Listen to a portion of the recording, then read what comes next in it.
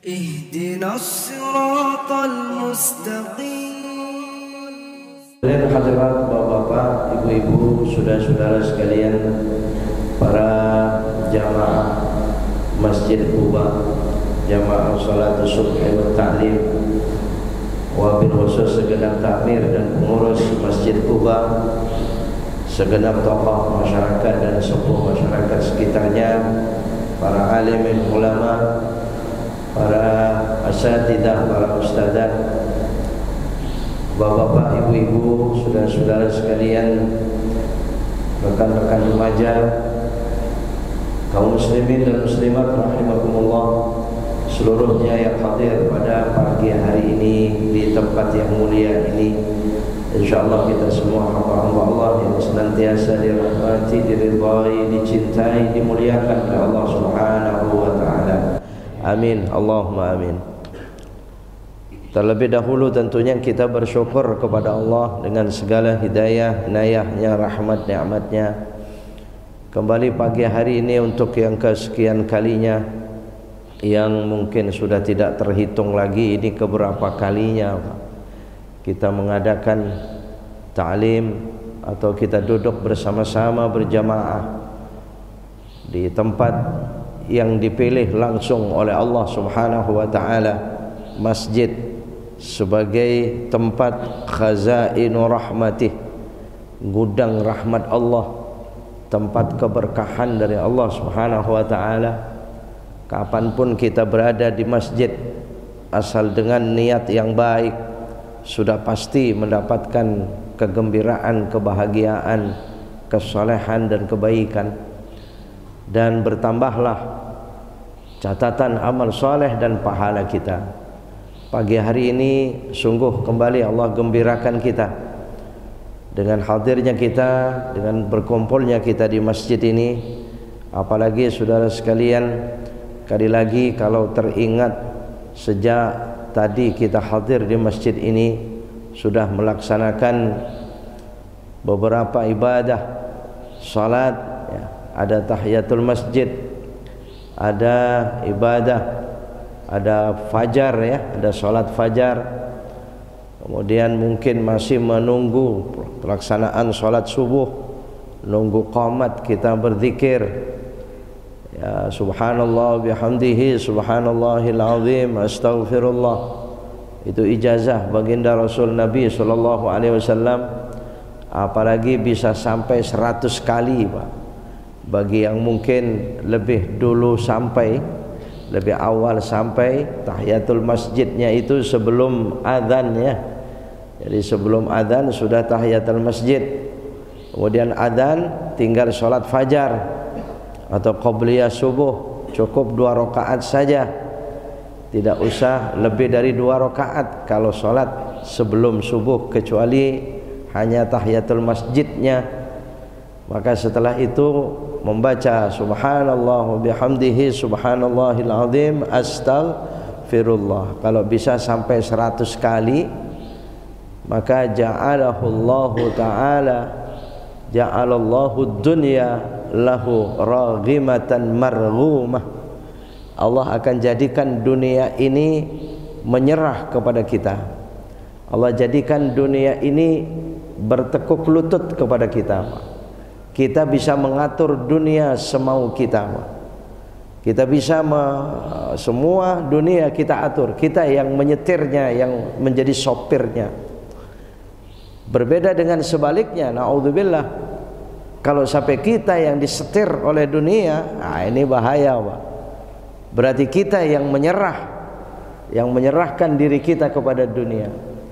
Masya Allah, hadirin rahimakumullah, berapa banyak contoh-contoh di sekitar kita. Bukan dunia yang bertekuk lutut kepada dia, tapi dia yang bertekuk lutut terhadap dunia. Saudara-saudara sekalian, ini ijazah Nabi SAW. Dan kalau teringat fadilah keutamaan 2 rakaat salat fajar itu saja, yang khairum minad dunya wa ma fiha, kita gembira seperti apa pada saat ini. Lebih baik daripada dunia dan isinya. Dunia dan isinya. Nah, kalau daerah apa ini Pak, Joglo ini ya, Kalau joglo ini kira-kira bapak berkuasa sendirian, milik bapak sendirian, kira-kira termasuk sudah orang mulia atau bukan itu Pak? Oh, Masya Allah. Misalnya begitu Pak. Nah ini dunia dan isinya.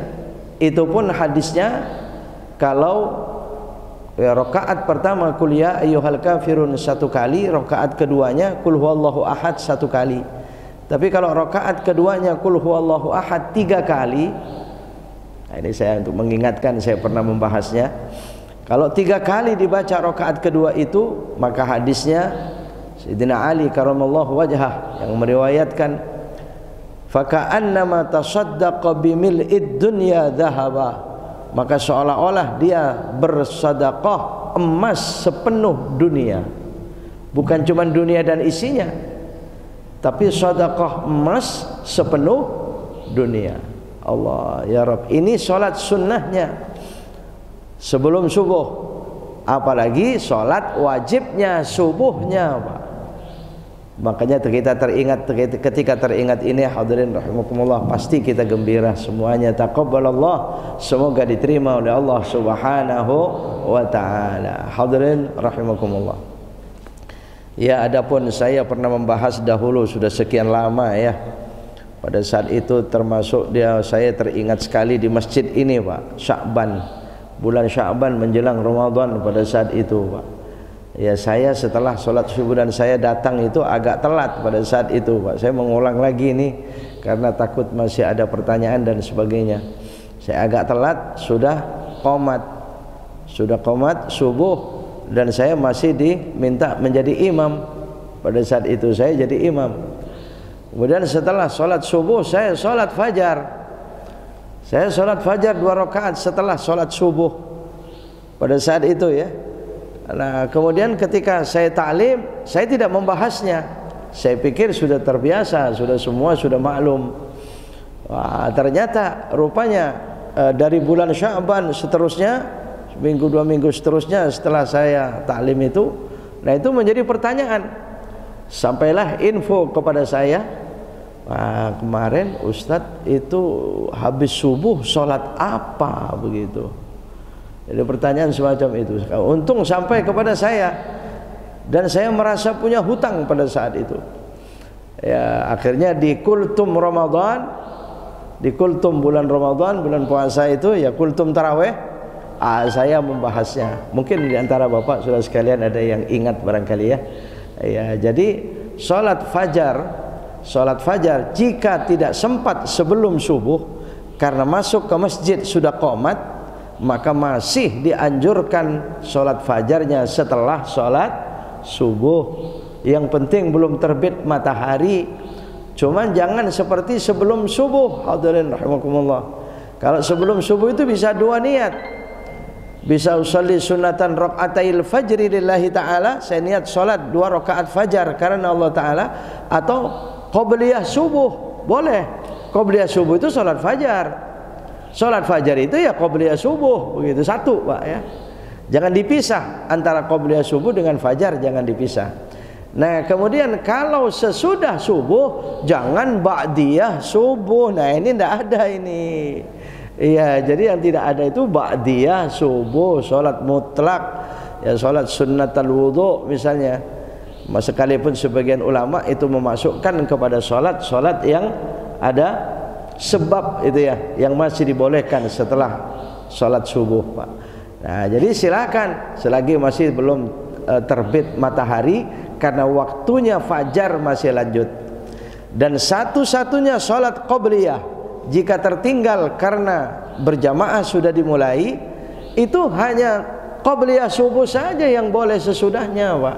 Ini suka ada yang bertanya, bagaimana kalau qobliyah duhur dilakukan setelah duhur? Oh, enggak ada itu. Atau qobliyah asar dilakukan setelah asar? Enggak. Ya, kecuali Nabi sallallahu alaihi wasallam. Kecuali Nabi, kalau ketemu hadis riwayat Nabi sholat setelah asar, itu bagian daripada ikhtisos, ya, khususiyat lin Nabi. Itu khusus kepada Nabi. Nabi sallallahu alaihi wasallam pernah tertinggal qobliyah asar. Ada yang mengatakan ba'diyah zuhur, ada yang mengatakan qabliyah asar. Jadi Nabi SAW tertinggal qabliyah asar. Karena sunnah bagi Nabi itu wajib, sunnah bagi kita wajib bagi Nabi. Jadi Nabi nggak boleh meninggalkan qabliyah itu. Tapi suatu saat tertinggal, maka Nabi SAW ba'da asar itu masih sholat qadha daripada qabliyah. Kalau Nabi karena wajib Pak, kalau tidak wajib, jadi tidak qadha.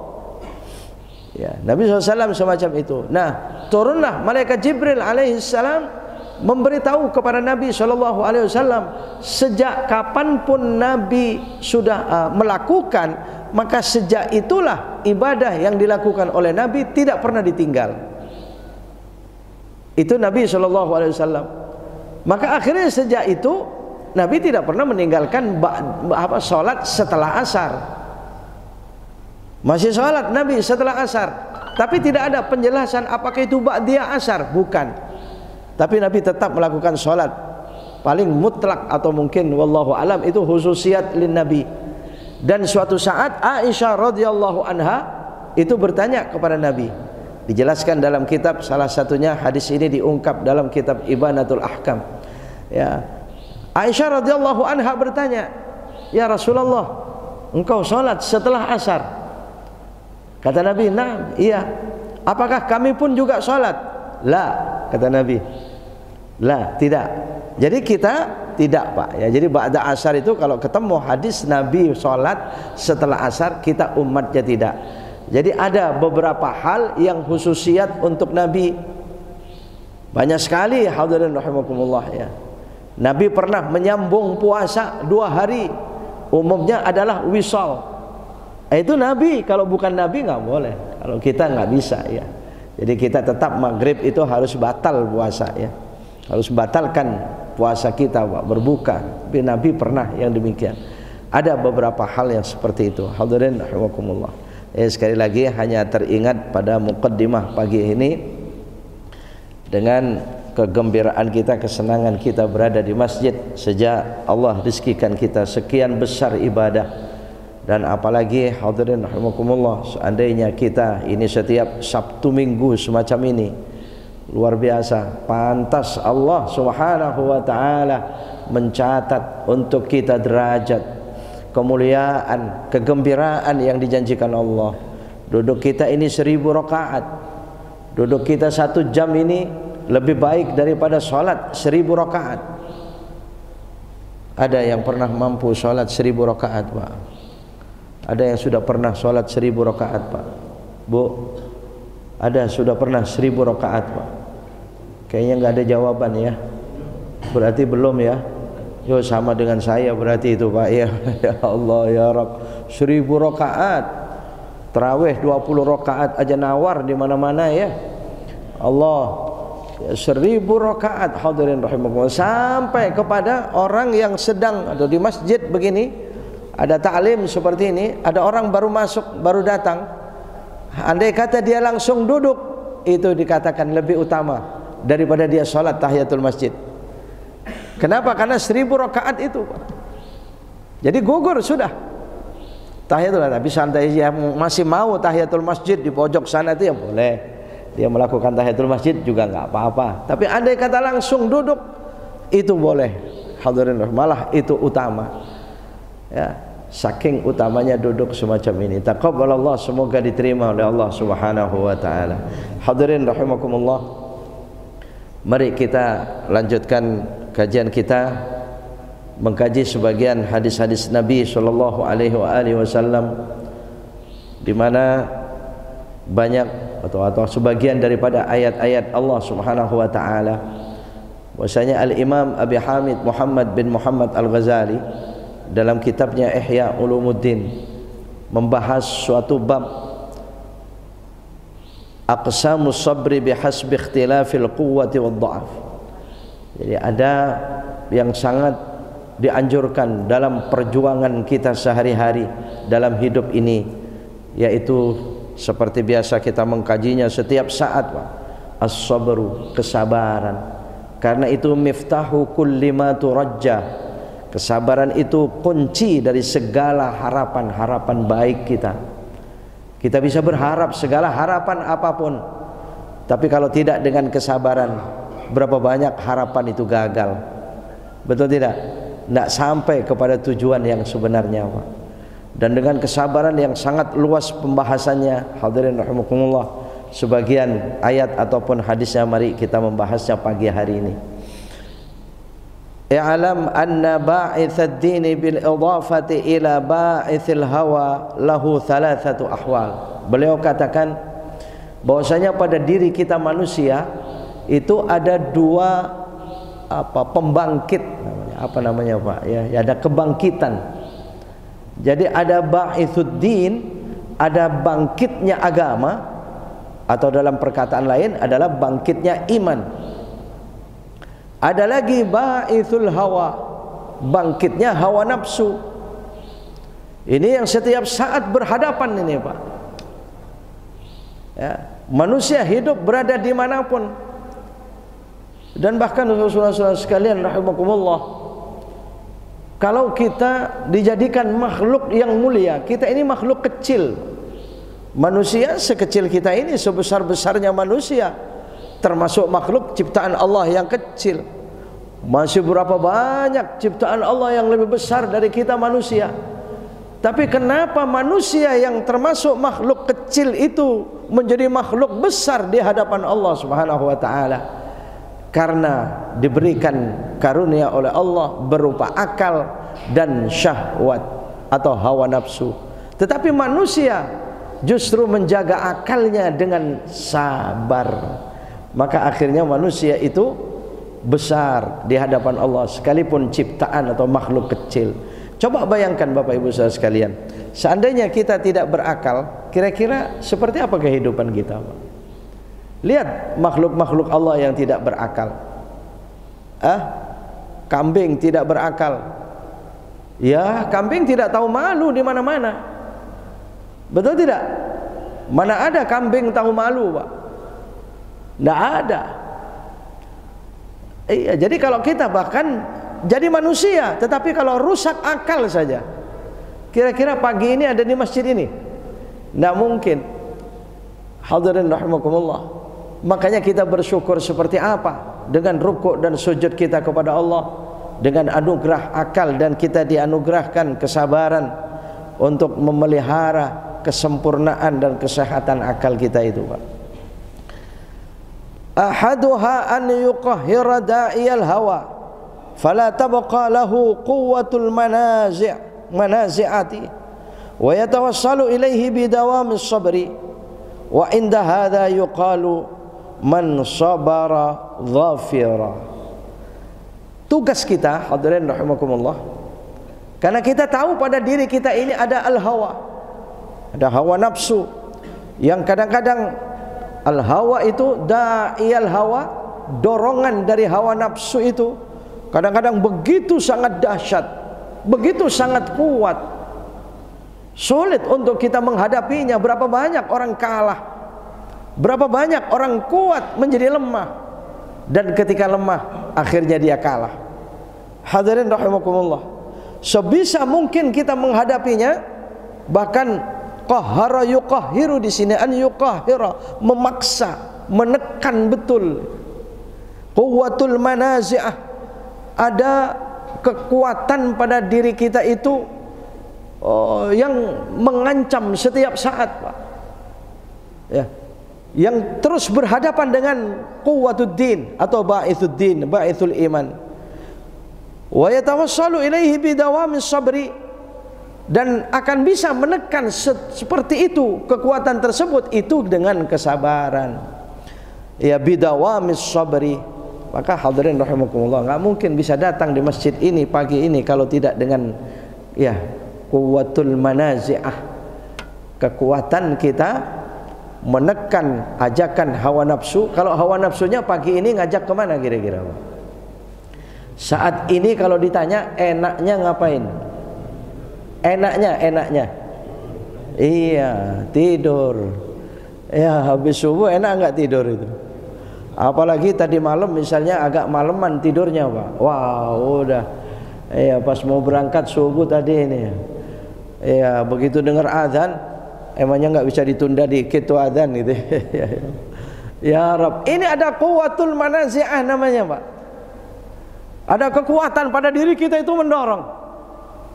Iya, ba'itsuddinnya ngajak, tapi ba'itsul hawanya mencegah, melarang setiap saat dalam hidup ini. Nanti sebentar lagi ada ketemu semacam itu. Kalau kita pegang HP, dibuka HP-nya, itu terjadi itu quwwatul manazi'ah bainad din wa bainal hawa. Semua setiap saat. Nah, itulah yang akan menyebabkan manusia itu menjadi mulia dengan kesabarannya tentunya, Pak. Maka disinilah dikatakan man sabara dhafira. Siapa orang yang sabar dia pasti beruntung. Wal wasiluna ila hadhihi ar-rutbati humul aqallun. Cuma permasalahannya Bapak Ibu saudara-saudara sekalian, orang yang sampai kepada derajat yang semacam ini, orang yang diberikan kemampuan semacam ini, aqallun. Al-aqallun itu artinya sedikit, Pak. Berarti kalau kelompok ini sedikit, yang lebih banyak, iya, yang lain, Pak. Kalau kelompok orang-orang yang mampu menghadapi hawa nafsunya, mengalahkan hawa nafsunya sedikit, al-aqallun dalam kehidupannya, Pak, seterusnya, selamanya, berarti yang lebih banyak yang kalah. Betul tidak? Wallahu alam, mudah-mudahan kita tidak termasuk yang kalah ini, Pak. Tapi dikatakan al-aqallun. Nah, di sini dikatakan fala jaramahumus siddiqunal muqarrabun. Mereka itu adalah para siddiqin, al-muqarrabin, orang-orang yang dekat kepada Allah. Baru mereka itu mampu yang demikian. Tapi kalau tidak, maka termasuk golongan yang lain yang kalah, yang setiap saat bukan akal, bukan agamanya yang menekan hawa nafsunya, tapi hawa nafsunya yang menekan agamanya. Nah, orang-orang yang mampu semacam ini al-aqallun, as-siddiqin, al-anbiya, was-siddiqin, al-muqarrabun. Ya, maka saudara sekalian rahimakumullah, yang menjadi bertanya, kalau dikatakan oleh Imam Abi Hamid Muhammad Al-Ghazali, alladzina qalu rabbunallah thumma istaqamu, mereka adalah termasuk orang-orang yang mengatakan Tuhan kami adalah Allah, rabbunallah, thumma istaqamu, kemudian mereka istiqamah. Kalau soal mengatakan rabbunallah, semua kita. Pertanyaannya istaqamu, istiqamahnya seperti apa? Istiqamah itu lurus. Sedangkan tawaran-tawaran yang bengkok ini setiap saat kita ketemu. Ya. Rabbunallah thumma istaqamu fahaula'i lazimu at-tariqal mustaqim. Mereka adalah orang-orang yang lazim, yang terus-menerus dalam hidupnya itu memilih jalan yang lurus itu, Pak. Ya, soalnya seperti kita, Pak, siapa di antara kita manusia rasanya sudah jarang, Pak, di antara kita ini yang tidak mengerti mana jalan bengkok itu. Betul tidak? Semua sudah paham. Tinggal kadang-kadang ternyata jalan yang bengkok itu indah. Betul. Justru indah itu berada di jalan yang bengkok, Pak. Kalau sudah jalan yang lurus, wah, tidak ada keindahan di sana, Pak. Iya, jalan yang lurus ini, wah, nyebelin. Apa, Pak? Berat. Jalan yang lurus itu, wah, membuat kita begah. Ya, apa, Pak? Iya, begah gitu. Apa begah itu, Pak? Itu kalau berada di jalan yang lurus. Tapi kalau yang bengkok-bengkok, waduh, ya Allah, menarik, menyenangkan, indah. Ya sudah, di sini hadirin rahimakumullah. Ya, makanya para siddiqin lazimu at-tariqal mustaqim. Mereka itu selalu berada pada jalan yang lurus itu. Wastawau ala tariqil ala siratil qawim, dan mereka senantiasa memilih berada pada jalan-jalan yang tegak lurus itu. Makanya hadirin rahimakumullah, saya kalau tidak salah pernah suatu saat khutbah Jumat di masjid ini, yang masih ingat barangkali hadirin rahimakumullah. Saya mengungkap suatu hadis Nabi sallallahu alaihi wasallam yang dalam suatu riwayat diceritakan Nabi pernah di hadapan para sahabat menggaris tanah. Jadi tanah itu digaris oleh Nabi dengan satu pegangan kayu dan digaris oleh Nabi. Kemudian setelah digaris oleh Nabi sallallahu alaihi wasallam, ya, Nabi mengatakan, "Hadza siratul mustaqim." Ini adalah jalan yang lurus. Itu kinayah Nabi sallallahu alaihi wasallam. Hadza siratul mustaqim. Setelah Nabi menggaris satu garis lurus itu, ya, ini adalah jalan yang lurus. Kemudian setelah itu Nabi menggaris lagi sebelah kanannya dan sebelah kirinya. Menggaris lagi sebelah kanannya, menggaris lagi sebelah kirinya. Hadirin rahimakumullah. Lalu Nabi mengatakan,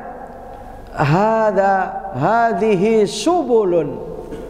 Ini adalah banyak jalan. Barangkali kalau mau digaris banyak benar itu. Yang di tengah ini satu, yang di kanan, wah ya bisa banyak Pak.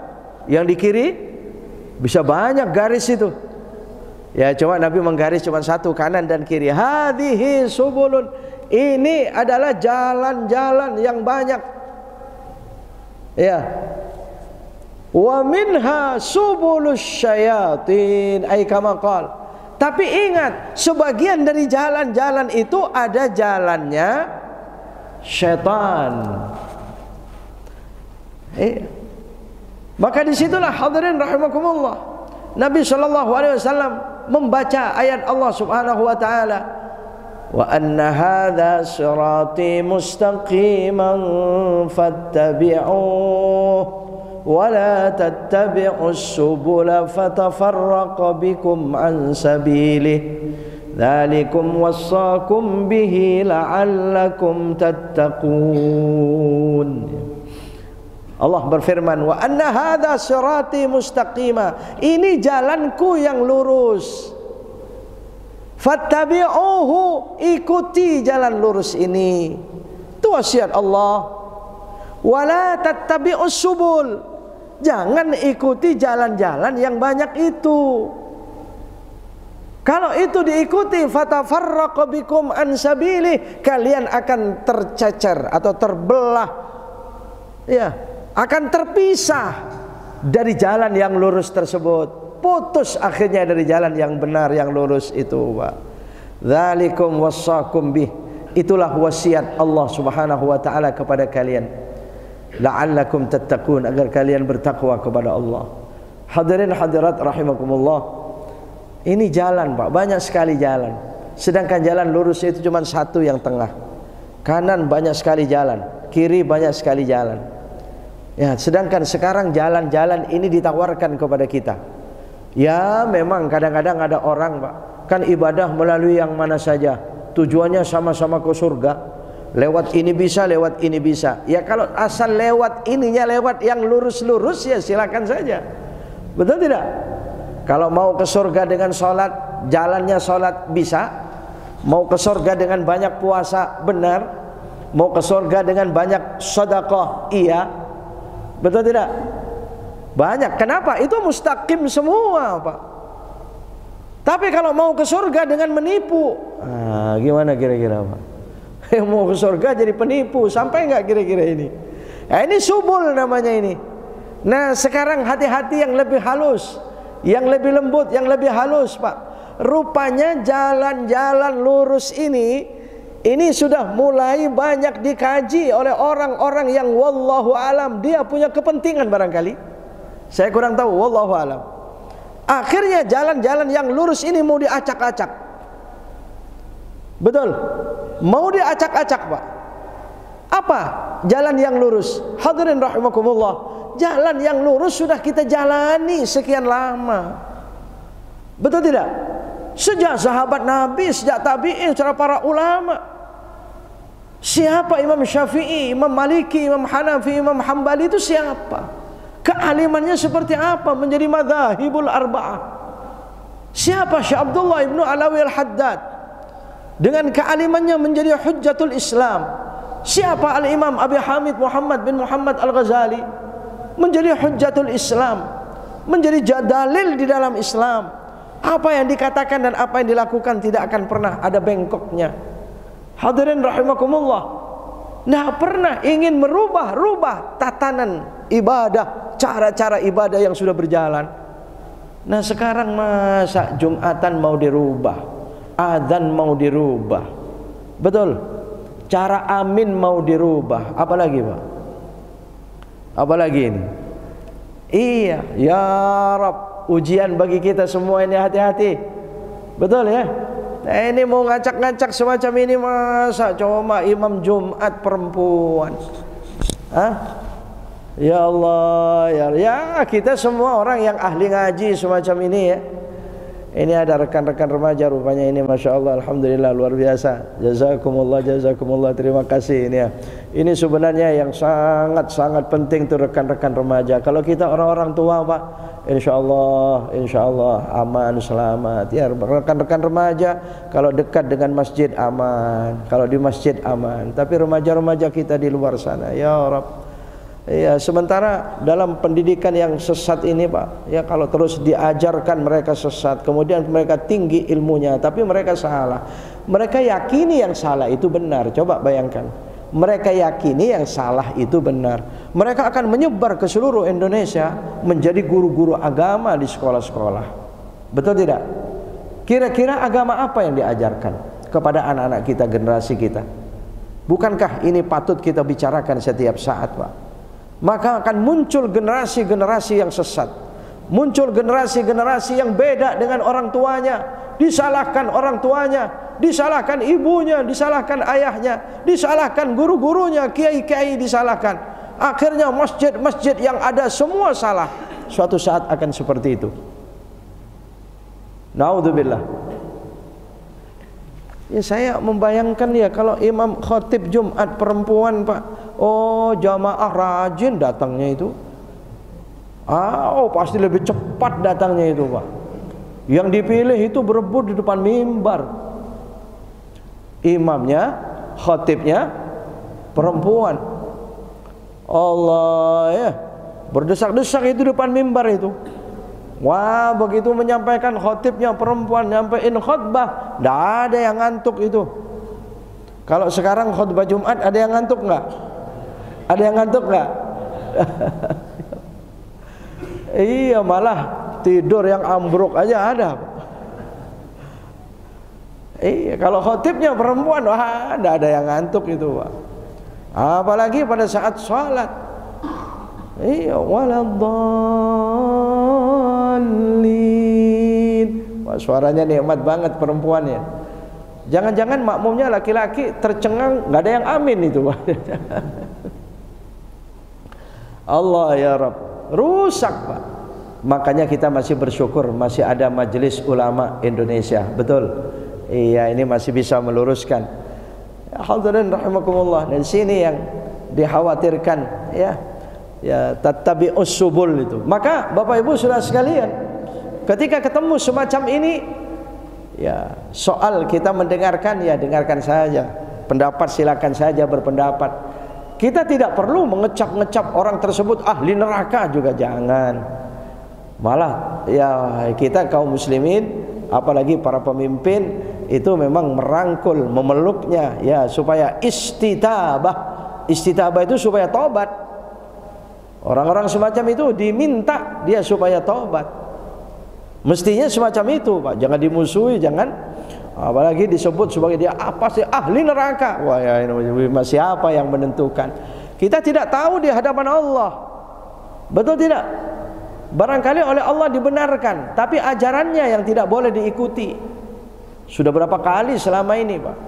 Al-Hallaj, Syekh Siti Jenar kalau di negara kita, ya betul. Iya, mungkin di hadapan Allah tidak salah Pak. Ketika dia ditanya, siapa Anda? Saya Allah. Kalau ditanya, siapa Allah? Allah itu saya. Ini belum tentu disalahkan oleh Allah. Tapi jangan terus kita katakan itu benar, nanti diikuti semua orang. Betul tidak? Iya, ketika ditanyakan semacam itu dia jawab begitu, di mata Allah belum tentu salah. Tetapi ajaran semacam itu nggak bisa diikuti Pak. haram hukumnya. Hadirin rahimakumullah ya. Jadi ya kalau kita ketemu semacam itu ya cukup kita mengatakan itu pendapat ente. Pendapat saya beda. Saya tidak akan ikut. Seperti itu, Pak. Ayo coba orang doa tidak boleh amin. Kemudian kalau amin tidak kenal Allah, maka orang doa itu alhamdulillah yang dibaca. Begitu enggak? Yang saya lihat itu kok seperti itu, Pak. Ya. Kalau ada orang doa jangan amin. Katanya kalau amin tidak kenal Allah. Jadi kalau ada orang doa alhamdulillah. Jadi ya bagaimana kalau waladhdallin dalam sholat, Pak? Yang selama ini dari zaman sahabat sudah semacam itu. Sekarang ghairil maghdubi 'alaihim waladdallin. Alhamdulillah.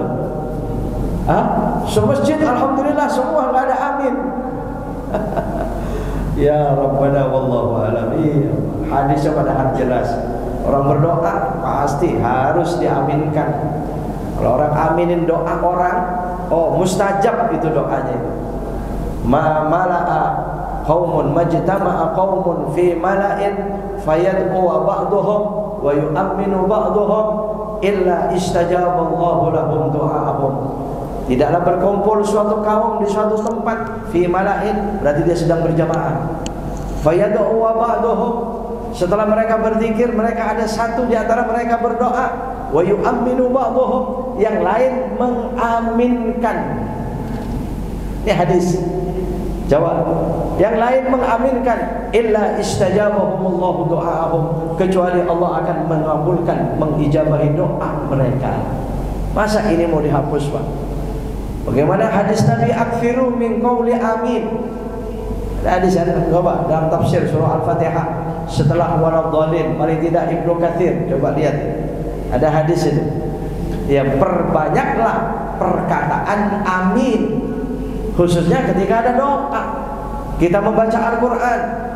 Wa'fu 'anna waghfir lana warhamna anta maulana fansurna 'alal qaumil kafirin. Sunnah amin. Disunahkan. Ada beberapa redaksi doa di dalam Al-Qur'an, mau sendiri mau berjamaah, mau baca sendiri atau cuma mendengar. Ya, HP-nya ngaji, kasetnya ngaji, sampai kepada bacaan yang semacam itu. Aminkan. Nah, ini mau dirubah, ini semacam ini, wallahu a'lam. Ya Rabbana ya Rabbana. Adzan mustaqbilal qiblah. Adzan itu kalau adzannya salat memang mustaqbilal qiblah, harus menghadap kiblat. Ya kecuali adzan-adzan yang lain. Kalau adzan banyak sekali, adzan bukan hanya untuk salat. Bayi diadzankan lahir, ya. Kemudian ada lagi al-harik, kalau terjadi kebakaran, fakabbiru, kata Nabi, bertakbirlah. Maka banyak redaksi azan ini yang dibaca. Banyak sekali fungsi daripada azan itu sebagai zikir kepada Allah. Mustaqbilal qiblah. Lah ini ada azan menghadap ke jamaah. Kemudian azan, coba lihat dalam kitab Ibadatul Ahkam, paling tidak itu bab azan. Hadis-hadis Nabi SAW. Kalau azan dianjurkan yang panjang-panjang, yang suaranya lantang keras. Tapi kalau qomat jangan panjang-panjang. Ya seperti kita kan, sudah berjalan sekian lama, sekarang mau dirubah azan, pendek-pendek azan, nggak lagi menghadap kiblat. Allahu Akbar, Allahu Akbar, begitu kan? Ya Allah, wallahu a'lam. Ini bagaimana ini, Pak? Ajaran-ajaran semacam ini. Makanya cukup kita senyum saja ya. Gak usah sakit hati dah, gak usah. Ya cuma senyum aja lah. Ya lah, Pak, ente kayak begitu maunya. Iya, cuma jangan diikuti. Kalau ada anak-anak kita itu sudah berpendapat semacam itu, segera kasih tahu anak-anak kita. Ya, takutnya termakan doktrin-doktrin yang semacam itu. Betul? Ya, nanti selama ini kita benar itu disalahkan. Iya, jadi yang terpikirkan sekarang ini remaja-remaja kita, generasi kita. Ya Allah. Iya, ini sudah contoh langsung, bukan katanya lagi, karena masih bagian daripada murid saya. Itu putus dengan orang tuanya, insya Allah sudah gak kenal lagi orang tuanya. salaman dengan orang tuanya udah nggak mau. Nggak mau lagi, bersentuhannya itu dosa katanya dengan orang tua itu. Ya, pernah suatu saat datang ke rumah saya itu nangis-nangis orang tuanya itu, tolong Ustaz anak saya, tolong Ustaz anak saya. Kenapa Bapak? Kenapa Bapak? Dia cerita, ternyata ya begitu diantaranya Pak. Jadi bapaknya ini pegel kakinya minta injekin, itu masih nyari sarung dulu, ditutup kaki bapaknya. Nggak mau bersentuh, ya anaknya perempuan. Iya, nggak mau Pak. Sampai sekarang. Dan sampai ya Allah naudzubillah, sampai pernikahannya itu tidak berwali kepada ayahnya. Bayangkan, tidak berwali kepada ayahnya. Tidak tahu itu wali apa, itu wali hakim barangkali yang dipakai. Karena orang tuanya itu ya itulah dianggapnya najis sudah. Oh, jadi korban yang semacam ini bukan katanya lagi Pak, bukan ditakuti, takut terjadi, sudah terjadi. Perlu kita kaji yang demikian, hadirin. Ya. Jadi mereka itu memang tidak suka dengan ketentraman hidup. Mereka tidak suka dengan berjalannya agama yang stabil. Mereka tidak suka dengan ibadah-ibadah yang benar. Karena mereka tahu dengan ibadah kita kaum muslimin yang benar, kekuatan kaum muslimin akan terus ya dimiliki oleh kaum muslimin. Bagaimana caranya lemah itu supaya terjadi, supaya kalah, supaya lemah itu. Di antaranya rusaklah ibadahnya, rusaklah berjamaahnya. Ini hadirin hadirat rahimahullah. Ya, rupanya dulu ya sudah masuk ya. Masya Allah ya. Baik, rahimahullah. Yang terakhir yang sampai titik di sini. Di sini dikatakan watma'annat nufusuhum, orang-orang tersebut adalah orang yang tentram hatinya, ala muqtada ba'ithuddin, kalau mereka merasakan bangkitnya agama begitu kuat dalam dirinya, bangkitnya iman begitu kuat dalam dirinya, mereka tentram. Wa iyahum yunadil munadi ya ayyatuhan nafsul mutmainnah irji'i ila rabbiki radiyatan mardiyah.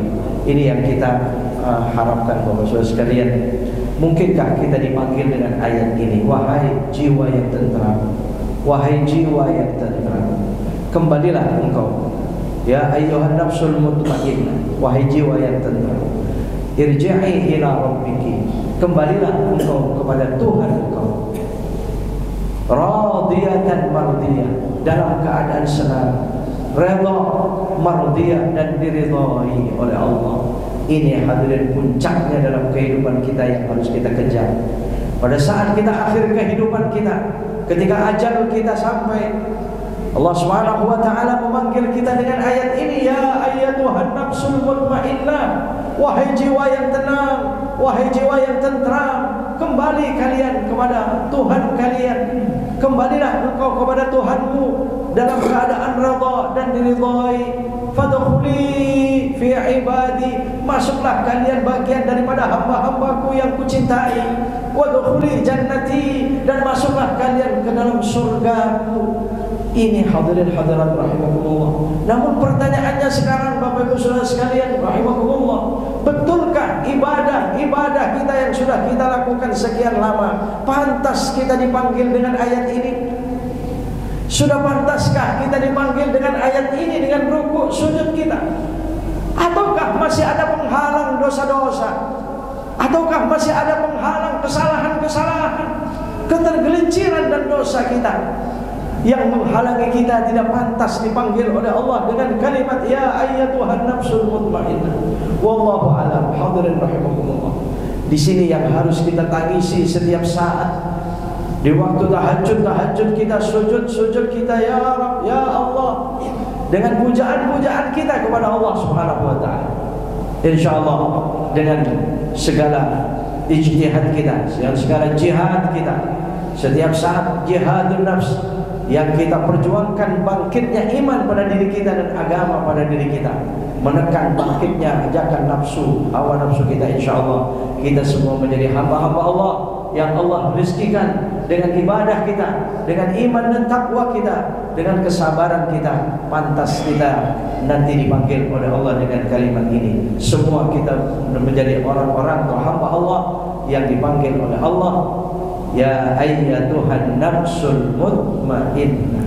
Kita dipanggil dengan jiwa yang tenang, yang tentram. Insyaallah. Demikian hadirin rahimakumullah, kurang lebihnya mohon maaf. Ya, untuk selanjutnya wallahu a'lam masih adakah mungkin, tapi ya ini mungkin bangunnya sudah agak lebih awal ya Pak ya, karena ini mungkin masih hari puasa barangkali ini, karena ya di bulan ini, bulan Muharram, itu ada hadis secara umum siapa orang yang berpuasa 3 hari, ada yang mengatakan hadisnya itu disebut harinya Kamis, Jumat, Sabtu. Tapi Kamis, Jumat, Sabtu yang mana saja, yang penting di Muharram atau sejak Dzulqa'dah, Dzulhijjah, maka Allah mencatat ibadah 900 tahun. Kata Allah, wa kutiba lahu ibadatu 900 sana.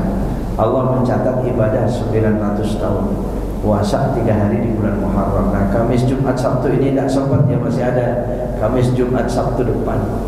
Ya, kalau itu secara umum. Kalau yang secara khusus ya kemarin Asyura. Betul tidak? Kemudian Nabi bersabda lagi, Asyura itu sebaiknya berselisih daripada orang Yahudi. Ya, puasalah 1 hari sebelumnya, yakni dari Tasyura. Jadi gandeng Asyura itu dengan Tasyura, Kamis dan Jumat. Apalagi kata Nabi, sum yauman ba'dahu, puasalah 1 hari sesudahnya. Ya sekarang ini Pak ya. Jadi masih ada kadang-kadang orang puasa hari ini ya, dan berlanjut hari ini, masya Allah. Taqabbalallah, semoga diterima oleh Allah Subhanahu wa taala. Amin. Allahumma amin. Demikian. Mungkin ada pertanyaan ya. Ya, mungkin langsung kita menutupnya. Bismillahirrahmanirrahim. Alhamdulillahirabbil alamin. Allahumma shalli wa sallim wa barik ala habibina wa nabiyyina Muhammadin wa ala alihi wa sahbihi ajma'in. Allahumma anfa'na bima 'allamtana wa 'allimna bima yanfa'una warzuqna 'uluman tanfa'una ya arhamar rahimin. Allahumma inna nas'aluka minal khairi kulli ajilihi wa ajilihi ma 'alimna minhu wa ma lam na'lam, wa na'udzu bika ya Allah minasy syarri kulli ajilihi wa ajilihi ma 'alimna minhu wa ma lam na'lam. Allahumma aslih man fi salahihi salahul mu'minin. Allahumma aslih man fi salahihi salahul mu'minin. Allahumma ahlik man fi halakihi salahul mu'minin. Allahumma ahlik man fi halakihi salahul mu'minin. Rabbana atina fid dunya hasanah wa fil akhirati hasanah wa qina adzabannar. Wa sallallahu ala nabiyyina Muhammadin wa alihi wa sahbihi wa sallam. Walhamdulillahi rabbil alamin. Subhanaka Allahumma wa bihamdika asyhadu an la ilaha illa anta astaghfiruka wa atubu ilaik. Kurang lebihnya mohon maaf. Rahimanallah wa iyyakum ajma'in. Wassalamualaikum warahmatullahi wabarakatuh.